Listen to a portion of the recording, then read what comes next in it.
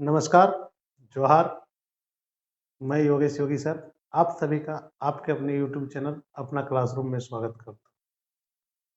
दोस्तों, इस corona period में जैसे कि आपकी परीक्षाएं अभी स्थगित है, तो ऐसी परिस्थिति में आप जिन्होंने जेपीएससी की फॉर्म भरी है, वो मुख्य परीक्षा की तैयारी को भी फोकस करें, क्योंकि जब एग्जाम्स होनी होगी तब होगी और मुख्य परीक्षा की तैयारी अगर आप नहीं करके रखते हैं और ऐसे में परीक्षा जल्दी जल्दी होने लगेगी तो आपको मुख्य परीक्षा की तैयारी करने का समय नहीं मिलेगा। यहाँ मेरा उद्देश्य ये नहीं है कि आप तैयार नहीं हैं या आपकी तैयारी में कोई कमी है। यहाँ उद्देश्य यह है कि आप प्रारंभिक परीक्षा तैयार कर चुके हैं और अब मुख्य परीक्षा के लिए आप कमर कस लें, क्योंकि दोनों ही तैयारी आपको जरूरी है। और जब मुख्य परीक्षा की आप तैयारी सटीक ढंग से कर लेते हैं, तभी आपका रिजल्ट सुनिश्चित होता है। तो दोस्तों, आज हम लोग मुख्य परीक्षा के इस सीरीज में सबसे पहले जो बातें करेंगे वह बातें हैं कि पिछले साल जो प्रश्न आए थे उसकी प्रकृति क्या थी और सिक्स्थ जेपीएससी की जो सामाजिक विज्ञान के प्रश्न थे उनका प्रश्न किस प्रकार के पूछे गए थे और कितने अंकों के पूछे गए थे और कितने शब्दों में हमें लिखना। दोस्तों, प्रश्नों का यहाँ पर जेपीएससी के संदर्भ में एक ही शर्त होता है कि आप कितना प्रश्नों की प्रकृति को समझ। यहाँ प्रश्नों की प्रकृति को समझने का मतलब यह होता है कि जो प्रश्न आपसे पूछे जा रहे हैं, क्या आपके पास उसका सटीक विश्लेषण है? क्या आप उन प्रश्नों को सही से पढ़ाई किए हैं? क्या आपका अपना अप्रोच है इस परीक्षा को देने के पहले और इस परीक्षा में जो कॉपी जांचते हैं उनके नज़र में क्या आप स्थान बनाने के लायक तैयार हैं? इन सभी मुद्दों पर आज की चर्चा मेरी फोकस रहेगी। आज की इस चर्चा का मुख्य बिंदु जो है वह है मुख्य परीक्षा को कैसे क्रैक करें और सिक्स्थ जेपीएससी 2019 में जो सामाजिक विज्ञान से पूछे गए प्रश्न था उनका भी हम एनालिसिस करेंगे। तो देखिए, सबसे पहले क्या है कि जो मुख्य परीक्षा की प्रकृति है इसमें स्पष्ट तौर पर कहा गया है कि जो थर्ड पेपर होगा, फर्स्ट पेपर सेकंड पेपर को आप छोड़ देते हैं, यहाँ पर थर्ड पेपर जो होगा वह सामाजिक विज्ञान का पेपर होगा। पहले ऐसा नहीं होता था, पहले इतिहास अलग होता था, ज्योग्राफी अलग होती थी, यानी कि इतिहास भूगोल अलग होता था। अब इसे दोनों को मिलाकर सामाजिक विज्ञान कर दिया गया है। कोई फर्क नहीं पड़ता इससे, बहुत ज़्यादा आपको फर्क पड़ता नहीं है इससे कि नाम क्या रखा गया है और क्या विषय है, क्योंकि सिलेबस तो वही है और संपूर्ण सिलेबस को आपको अध्ययन करना ही है। बशर्ते कि अब क्या हो गया कि जो पेपर आप अपने पसंद का चुनते थे वह चुनने की प्रकृति आपकी परिवर्तित हो गई। अब आपको पेपर चुन के परीक्षा देने की आज़ादी नहीं रही, लेकिन तब भी थी। फिफ्थ जेपीएससी में भी थी, फोर्थ में भी थी। एक पेपर तो होता था सामान्य अध्ययन का। तो अब हम लोग मान के चलेंगे कि सारे पेपर जो है वह सामान्य अध्ययन के ही पेपर है और इस अप्रोच को लेके हम लोग तैयारी करेंगे कि सारे पेपर जो सामान्य अध्ययन के हैं तो हमें सभी विषयों पर समान दृष्टिकोण कैसे अपनाएं। ये एक समस्या है। आप बीए किए हुए हैं, बहुत लोग पोस्ट ग्रेजुएट किए हुए होते हैं, बहुत लोग पीएचडी भी किए हुए होते हैं और उनका सबसे पॉजिटिव बात होती थी कि अपने सब्जेक्ट पे बहुत ही बढ़िया कमांड रखा। परंतु अब क्या हो गई कि आपका अपने सब्जेक्ट के अलावे भी अगर आप कला बैकग्राउंड से है तो आपको साइंस बैकग्राउंड भी जानना आवश्यक हो। जेपीएससी का मोटो ये है कि जो कैंडिडेट जेपीएससी में सेलेक्ट होके आए उन्हें सिर्फ एक विषय का ज्ञाता ना हो, बल्कि सामाजिक जीवन के साथ साथ वैज्ञानिक गतिविधियां और आर्थिक गतिविधियां, सभी चीजों का समन्वय उसके पास, भाषा का ज्ञान हो उसके पास, आपका जो लोकल भाषा है यानी कि रीजनल लैंग्वेज जो है उसका ज्ञान से परिपूर्ण हो, और उसी का यहाँ चयन किया जाना है। इसी सीरीज में मैं सभी जो प्रश्न पत्र है उनका चर्चा करूंगा और विषय के आधार पर प्रत्येक जो टॉपिक वाइज है प्रश्न बनाऊंगा और उसे किस प्रकार से लिखेंगे इसे भी मैं बताऊंगा। और इसकी सीरीज आज से प्रारंभ हो गई, और आप में से जो भी नए हैं और इस वीडियो को देख रहे हैं वे चैनल को सब्सक्राइब कर लें, क्योंकि यहाँ से अब मुख्य परीक्षा की क्लासेस लगातार चलनी चालू होगी। कुछ दिन मैंने ब्रेक लिया था क्योंकि प्रारंभिक परीक्षाएं स्थगित हो गई थी, और प्रारंभिक परीक्षा में झारखंड पेपर का लगभग सारे टॉपिक अपलोड किए जा चुके। अब मुख्य परीक्षा का शुरू करते हैं, और आज हम लोग सामाजिक विज्ञान के पिछले एग्जाम के जो प्रश्न, पिछले वर्ष बोलना उचित नहीं होता है जेपीएससी के लिहाज से, तो पिछले परीक्षा में यानी कि 6th जेपीएससी में जो प्रश्न पूछे गए थे उनकी प्रकृति का एनालिसिस चलते हैं। सामाजिक विज्ञान में आपका जो सामाजिक विज्ञान पेपर है इसके अंतर्गत इतिहास और भूगोल दोनों को मिला के 200 अंकों का परीक्षा होगी। 200 अंकों की परीक्षा होगी, जिसमें से 100 अंक जो होगा वह होगा इतिहास से, और 100 अंक जो होगा वह होगा भूगोल से, यानी कि दोनों का मान बराबर है। 100 अंक का इतिहास होगा और 100 अंक का भूगोल भी होगा, तो आपको दोनों ही पढ़ने हैं। इसमें से पहला सेक्शन जो सेक्शन ए है, सेक्शन ए में इतिहास से आपके 10 प्रश्न होंगे, और 10 प्रश्न जो होंगे वह वस्तुनिष्ठ प्रकार के होंगे, यानी कि वस्तुनिष्ठ बहुविकल्पीय होंगे। जिन्होंने 6th जेपीएससी की परीक्षा दी थी उन्हें ये पता नहीं था, लेकिन अब कंबाइंड जेपीएससी में जो परीक्षा देंगे उन्हें यह स्पष्ट है कि इस जगह पे बहुविकल्पीय वस्तुनिष्ठ प्रश्न होंगे। 10 प्रश्न यानी कि 20 नंबर के आपका वस्तुनिष्ठ प्रश्न हो जाएंगे, 20 नंबर। बाकी के बचते हैं 80 नंबर। 80 नंबर में सेक्शन ए, बी, सी और डी में बांटा गया सेक्शन है। जो 80 नंबर के सेक्शन हैं उन्हें चार पार्ट में विभाजित किया गया है। अब 4 पार्ट में विभाजित करने के पीछे उद्देश्य क्या है? पहले होता था कि पीसीएस की परीक्षा में एक ही प्रश्न के अथवा प्रश्न होते थे, लेकिन यहां पर जो ट्रेंड है इस ट्रेंड से इस प्रकार का देखने को नहीं मिला।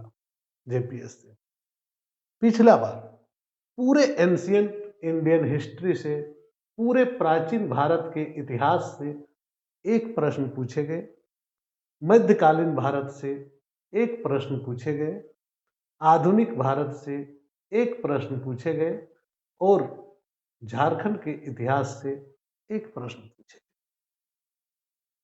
अब ऐसे में क्या होता है, सिलेबस टफ हो जाती है। अब आपको पता नहीं होता कि एग्जामिनर कहां से प्रश्न उठाएंगे और किस प्रकार के प्रश्न पूछेंगे। ऐसे में हमारे साथ क्या टेंशन होती है वो जाने। हमारे साथ टेंशन होती है कि पूरे हिस्ट्री को पढ़े, पूरे इतिहास को पढ़ने के बाद आप सारे प्रश्नों को डील करके रखें। उनमें से एक ही प्रश्न आएगा जो कि 40 नंबर का होगा। इतने बड़े जो नंबर हैं एक प्रश्न का, तो आपको लिखने की शैली बहुत ज्यादा मायने रखती है। क्योंकि यहां पर अगर आप इस प्रश्न को लिखेंगे, एक प्रश्न को मैं उठाता हूं, चोल शासकों की स्थानीय शासन प्रणाली की मुख्य विशेषताओं का वर्णन करें। इतिहास में यह प्रश्न पूछा गया था। Describe the main features of the local administration of Cholas. Describe the main features of local administration of Cholas. तो इसमें क्या है, आपको एकदम सटीकता के साथ हर बिंदु को आपको जानना हो। यहां पर विशेषताएं जो है उनके शासन का किस प्रकार से नाडु कुर्रम जैसे बटा हुआ था, वो सारी चीजों को आपको वर्णन करना होगा। क्योंकि एक दो नंबर के प्रश्न नहीं, अगर आप इस प्रश्न को उठाए हैं तो आपको 40 नंबर लेने के लिए आपको वो सारी चीजें लिखनी पड़ेगी जिसकी कामना एक एग्जामिनर आपसे कर। तो उस लिहाज से अगर देखेंगे हम, तो इस प्रश्न का उत्तर आपको कम से कम 700 से 750 शब्दों में आपको उत्तर देनी होगी।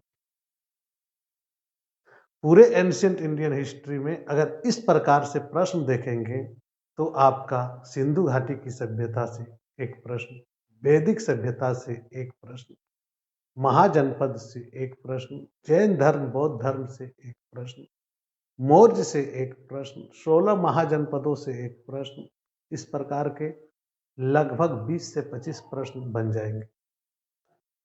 कम से कम 20 से 25 प्रश्न ऐसे बनेंगे जो कि आपको तैयार करना हो और उसमें से पूछे जाएंगे सिर्फ एक प्रश्न। यानी कि टफनेस क्या है ये आप जान लें। आप उस प्रकार से लिख नहीं सकते हैं कि काम चलाओ लिख देंगे तो आपको नंबर मिल जाएगा, वो नहीं हो सकता है। दूसरा है कि आप मतलब सिर्फ एक क्वेश्चन को करके नहीं जा सकते कि हम ये सब क्वेश्चन ट्रेंड्स में है तो इसे करके जाते हैं तो हो जाएगा, ऐसा नहीं होगा। क्योंकि पूरे टॉपिक में यानी कि पूरे पेपर में एक ही प्रश्न पूछा जा रहा है और आपसे आशा की जा रही है कि आप पूरा जो है एंशिएंट इंडियन हिस्ट्री को पढ़ें। अब कहां से प्रश्न उठाएंगे उसे उनको कोई मतलब नहीं है, आपको तो पता नहीं है। देखिए, मध्यकालीन भारत से जो प्रश्न पूछे गए उस प्रश्न को देखेंगे। मोहम्मद बिन तुगलक MBT के सांकेतिक मुद्रा नीति का आलोचनात्मक परीक्षण कीजिए। मोहम्मद बिन तुगलक के सांकेतिक मुद्रा जो था उसका आलोचनात्मक टिप्पणी। मोहम्मद बिन तुगलक ने जो जो नीतियां चलाई थी, चाहे वह खुरासान का आक्रमण हो, चाहे दोआब में कर वृद्धि हो या अन्य जो भी चीजें चलाई थी, किसी को नहीं पूछा गया। यहां पर पूछा गया किसे, उसकी जो सांकेतिक मुद्रा है उसके बारे में आप बताइए। यानी कि ये क्या दर्शाता है कि आप में लिखने की एबिलिटी कितनी है। सांकेतिक मुद्रा अगर चलता है तो क्या होगी, आप अपने भाव किस प्रकार से प्रकट कर सकते हैं और किस संदर्भ में इसकी आलोचना करेंगे। प्रश्नों की प्रकृति को समझेंगे तो आपको समझ में आएगी कि प्रश्न जो पूछे जा रहे हैं वह इतिहास नहीं है, वह आपकी एबिलिटी की जांच है। आप कितना समझ बना पा रहे हैं, आप कितना विषय को जानते हैं, इस पर बातें हुई है। इसी प्रकार से देखिए नेक्स्ट क्वेश्चन जो मॉडर्न इंडिया से है, उसमें पूरे मॉडर्न इंडिया में भारतीय स्वतंत्रता संग्राम में कहीं से प्रश्न नहीं पूछे। यहां पर पूछा गया कि बांग्लादेश मुक्ति आंदोलन में भारत की भूमिका का आलोचनात्मक परीक्षण कर। 40 नंबर का रहेगा। यानी कि critically examine the role of India in the liberation movement of Bangladesh. यानी कि बांग्लादेश मुक्ति आंदोलन, लिबरेशन मूवमेंट ऑफ बांग्लादेश में भारत का क्या योगदान, इसका आलोचनात्मक करना, यहां भी आलोचना करना, यहां भी आलोचना करना, फिर से वही बातें होंगी। अब यहां पर देखिए नेक्स्ट प्रश्न जो झारखंड से है, प्रश्न पूछा गया है कि बिरसा आंदोलन किस प्रकार सरदार आंदोलन से प्रभावित था। बिरसा आंदोलन किस प्रकार से सरदार आंदोलन से प्रभावित था और बिरसा आंदोलन के प्रभावों की विवेचना, यानी कि to what extent Birsa movement was influenced by Sardar movement, influenced by Sardar movement, discuss the effect of Birsa movement. मतलब सरदारी मूवमेंट से इसका क्या रोल था और सरदारी मूवमेंट को किस प्रकार से इफेक्टेड किया और इसका क्या है आपकी प्रभाव, उसके बारे में सवाल पूछा आपकी एबिलिटी पर। अब यहां पर क्या करते हैं स्टूडेंट, कंफ्यूज है कि पूछा क्या गया है, हमने तो इस तरह से पढ़ा ही नहीं। और वाकई में इस तरह से पढ़ाई झारखंड में बहुत ही कम संस्थानों में होती है। मैं ये नहीं बोलूँगा कि नहीं होती है, नहीं होती है तो फिर रिजल्ट कैसे होता है, बहुत ही कम संस्थानों में होती है। आप संस्थानों में जब जाएंगे तो इस प्रकार से प्रश्न नहीं पढ़ाए और यही गलती स्टूडेंट कैंडिडेट वहाँ पर भी करते हैं मुख्य परीक्षा में। वे क्या करते हैं, बिरसा आंदोलन किस प्रकार से सरदार आंदोलन को प्रभावित किया, यहाँ पर सरदार आंदोलन को समझते नहीं और शुरू करते हैं बिरसा का जीवनी से, पूरा जीवनी लिख डालते हैं, पूरा आंदोलन लिख डालते हैं और मैटर जो प्रश्न पूछा गया उस मैटर से पूरी तरह से भटक। जब आप मैटर से पूरी तरह से भटक गए तो आपके पास क्या ऑप्शन हो जाता है, सीधी सादी सी बात है कि आप जो लिखे आप तो संतुष्ट हो जाएंगे, मैंने कि बिरसा आंदोलन को पूरी तरह से लिख दिया, कोई क्वेश्चन बाकी नहीं रहा, मेरा सारा प्रश्न लिखे हैं, बहुत ही बढ़िया ढंग से लिखे, पूछ कुछ रहा है आप लिख कुछ रहे हैं, यहाँ पर पूछा गया है कुछ और आप लिख कुछ और रहे हैं।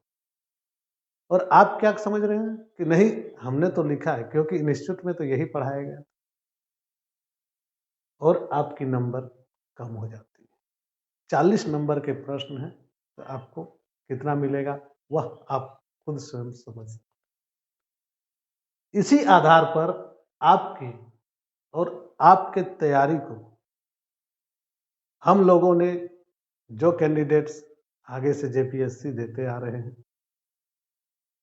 उन लोगों ने ऑनलाइन प्लेटफॉर्म पर जो कि आपकी एकदम मुफ्त का मार्गदर्शन कर रहे हैं, चाहे चैनल कोई भी हो उसे सब्सक्राइब करें, वहाँ से सीखें और अगर आपको लगता है कि नहीं वहाँ से कुछ नहीं मिल रहा है तो ऐसी परिस्थिति में उन चैनल से बाइकआउट करते हैं। अब हम चलते हैं इसके दूसरे पार्ट पे।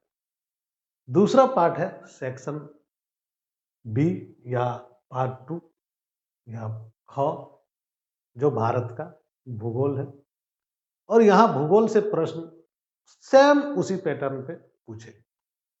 सेक्शन ए में 10 ऑब्जेक्टिव प्रश्न रहेंगे जिसका प्रत्येक का वैल्यू 2 नंबर का होगा, यानी कि 20 नंबर के हो गए। अब 2 प्रश्न आपको लिखने होंगे। 4 सेक्शन यहाँ पर भी हैं और 4 सेक्शन में 4 प्रश्न जिसमें से 2 प्रश्न आपको 40 नंबर करके लिखने होते हैं। और इतिहास में भी चूंकि यही था, 2 ही प्रश्न आपको लिखने थे। इसी प्रकार से भूगोल में भी 2 ही प्रश्न आपको लिखने और दोनों प्रश्न 40-40 नंबर के। तो चलिए देखते हैं इसमें क्या प्रश्न पूछा गया। इसमें पूछा गया है कि पृथ्वी की आंतरिक संरचना पर भूकंप विज्ञान किस प्रकार प्रकाश डालता है, व्याख्या कीजिए। पृथ्वी की आंतरिक संरचना पर भूकंप विज्ञान किस प्रकार से प्रकाश डालता है, इसकी व्याख्या कीजिए। अब जैसा कि जानते होंगे, अगर आप तैयारी कर रहे हैं, आगे से तैयारी कर रहे हैं, तो यह प्रश्न फिजिकल ज्योग्राफी का है। पृथ्वी की आंतरिक संरचना से है, आपको सारी चीजें वर्णन करनी है, सचित्र वर्णन करनी है, भूकंप को वर्णन करनी है, भूकंप का जो वेव होती है ना, PSOL, उन सबको दिखाना है विथ चित्र बना के कि कहाँ से कौन सा एल किधर से पास होता है, पी किधर कहाँ किसको छेद कर पाता है कि नहीं कर पाता है, एस किसके साइड से मूव हो जाता है, वह सारी बातें बतानी होगी। उसके बाद पृथ्वी की आंतरिक संरचना पर जाएंगे जब आप, तो पृथ्वी की आंतरिक संरचना पर जाएंगे तो आपको जीरो से लेके ऊपर पट्टी से लेके एकदम क्रोड तक यानी कि नीफे तक आपको सारी बातें लिखनी होगी। तो ये पकड़ना बड़ा आसान होता है फिजिकल ज्योग्राफी, क्योंकि फिजिकल ज्योग्राफी में सटीकता है और चेंजिंग कम होते हैं। तो फिजिकल ज्योग्राफी से अगर किसी प्रकार का प्रश्न आता है तो आप बड़े ही आसानी से उसमें नंबर उठा सकते हैं। तो यहाँ देखिए, अब शुरू हो जाएंगे दूसरे रूट में कि हमको ये पूछा गया पृथ्वी की आंतरिक संरचना शुरू कर दिए। आपको यहाँ पूछा गया है भूकंप विज्ञान के आधार पर, भूकंप विज्ञान के माध्यम से इसे दर्शाना है, तो वो सारी चीजें देखिए। सेक्शन सी में आपका जो प्रश्न पूछा गया, सेक्शन सी का प्रश्न एकदम मुद्दों पर आधारित है और यह पूछा गया है इसलिए कि आपको कितने मुद्दों की समझ है और क्या क्या भारत के मुद्दे हैं जो कि एक इंडस्ट्री को डेवलप और डेवलपमेंट होते होते रुक जाना या इंडस्ट्री को बंद होने का या पलायन होने का क्या कारण। इसमें पूछा गया है वर्तमान समय पर भारत का चीनी उद्योग उत्तर से दक्षिण की ओर स्थानांतरित हो रहा है, व्याख्या कीजिए। क्यों हो रहा है इसका व्याख्या करना है, जबकि सबको सर्वविदित है कि दक्षिण की तरफ उत्तर की अपेक्षा दक्षिण में ज्यादा मेहनत है चीनी उद्योग को चलाने में, क्योंकि रॉ मटेरियल्स जितना उत्तर भाग में आसानी से उपलब्ध होता है उतना दक्षिण भाग में। फिर क्या कारण है, ऐसी क्या परिस्थितियां हैं, ऐसे कौन कौन से कारण है जिसके कारण उत्तर भारत में जो चीनी के उद्योग है वे सारे उद्योग दक्षिण भारत की ओर शिफ्ट कर। तो इसको आपका अपना पॉइंट ऑफ व्यू यहाँ पर मांगा गया और जेपीएससी यही करता है। नेक्स्ट देखेंगे प्रश्न सेक्शन डी में पूछा गया, स्वतंत्रता के पश्चात भारत की तीव्र नगरीकरण का सकारण विवरण प्रस्तुत कीजिए। स्वतंत्रता के पश्चात भारत में तीव्र नगरीकरण का विवरण प्रस्तुत कीजिए। दोस्तों यहाँ पर देखिए, जब आप इस प्रश्न को जब आप डील करेंगे या इस प्रश्न को आप लिखेंगे, अकाउंटेबिलिटी जब आप प्रस्तुत करेंगे, यानी कि account for the rapid urbanisation of India of in independence, जब इस प्रकार के आप प्रश्न को सॉल्व करते हैं तो आपको बैकग्राउंड देना पड़ता है। और बैकग्राउंड आप दीजिएगा कहाँ से, तो ईस्ट इंडिया कंपनी से आपको बैकग्राउंड देना होगा। आप ईस्ट इंडिया कंपनी से बैकग्राउंड लेंगे कि नगरीकरण उस समय क्यों नहीं हो पा रहा था और इंडस्ट्रियलाइजेशन क्यों नहीं हो पा रहा था, तब आप इस प्रश्न को डील कर पाएंगे कि सही मायने में जो नगरीकरण है वो आज़ादी के पश्चात क्यों हुआ और किस प्रकार से नगरीकरण होता चला। उसी का आगे देखेंगे, झारखंड से जो प्रश्न पूछा गया उसमें क्या पूछा है, झारखंड के ग्रामीण अधिवासों के प्रकार की व्याख्या की। अधिवास मतलब होता है घर, यानी कि निवास स्थान, यानी कि कुंज, जो भी गांव जहां पर समाज रहती, जहां सभ्यता रहती, मनुष्य रहती। झारखंड के ग्रामीण अधिवासों के प्रकार की व्याख्या की। ये प्रश्न आपको बहुत ही बढ़िया नंबर देगा और यहाँ की जो सभ्यता संस्कृति के अनुसार यहाँ जो निवासी लोग किस प्रकार से रहन सहन करते हैं, किस प्रकार के घरों में रहते हैं, क्या उनके जीवन का जो चुनौतियां हैं और किस प्रकार के जीवन यापन को वे सरलता से जी लेते हैं, ये सारी बातें अधिवास के अंतर्गत आती। यानी कि अधिवास कहने का मतलब क्या होता है? सेटलमेंट। तो यहाँ पर कहने का क्या है प्रश्न का? Explain the rural settlement types in Jharkhand. English में बड़ा साधारण सा शब्द है सेटलमेंट। तो उसी को आपको यहाँ पर फोकस में रख के जो पुनर्वास अधिनियम है उसे लेंगे यहाँ पर, जो यहाँ के जो कल्चर है उसे लेंगे और उस प्रकार से अपने प्रश्न को तैयार करेंगे। दोस्तों, जब 40 नंबर का प्रश्न हो और आपके पास मुद्दे कम पड़े, तब उसी स्थिति में आपका दिमाग का तेज दौड़ना बहुत ही जरूरी, क्योंकि आपको समझ है तो आप आसानी से शब्दों की सीमा को बढ़ा सकते हैं। इसके लिए आपके पास 4 चीजें बहुत ही जरूरी हैं। पहले तो विषय की सटीक जानकारी होनी चाहिए। दूसरा, आपके पास शब्दों की अथाह भंडार होनी चाहिए। तीसरा, आपका सही शब्दों का चयन होना चाहिए और आपकी लैंग्वेज में शालीनता होनी चाहिए। इस प्रकार से जब आप प्रश्न लिखते हैं तो आप ज़्यादा से ज़्यादा नंबर आते हैं और आपकी सफलता उतनी ही आसानी से सुनिश्चित हो जाती है। तो आज हमने जिस पेपर की चर्चा की वह पेपर है आपका सामाजिक विज्ञान, झारखंड लोक सेवा आयोग मुख्य परीक्षा 2019 में जो पूछा गया था, या 6 जेपीएससी में जो पूछा गया था उससे। आगे हमारी क्लासेस मुख्य परीक्षा पे प्रत्येक टॉपिक से प्रश्न उठाए जाएंगे और उन प्रश्नों की चर्चा की जाएगी। उसका बॉडी कैसा होगा, उसमें क्या मांगा गया है और आपको क्या लिखनी है और क्या मैटर होना चाहिए, किस प्रकार से आपका शब्दों को कहाँ पर प्रयोग करेंगे, इन सभी बातों का मैं आपको वीडियोज अपलोड कर दूंगा। और कोशिश करें दोस्तों, ज़्यादा से ज़्यादा संख्या में आप लोग देखने का और लाभ उठाने का। दोस्तों के साथ शेयर करें, दोस्तों को भी कहें कि जुड़ जाएं इस चैनल से, क्योंकि यहाँ पर आज इंस्टीट्यूट जब बंद है तो बहुत सारे इंस्टीट्यूट आपका ऑनलाइन माध्यम से भी क्लासेस ऑर्गेनाइज कर रहे हैं और ऑफलाइन क्लासेस तो अभी पूरी तरह से बंद है। ऐसे में यूट्यूब बहुत ही बड़ा हथियार है जो आपकी तैयारी को एक आयाम दे सकता है। धन्यवाद, जोहार, जय झारखंड। आपका दिन मंगलमय हो। कोरोना से सभी स्वस्थ रहे।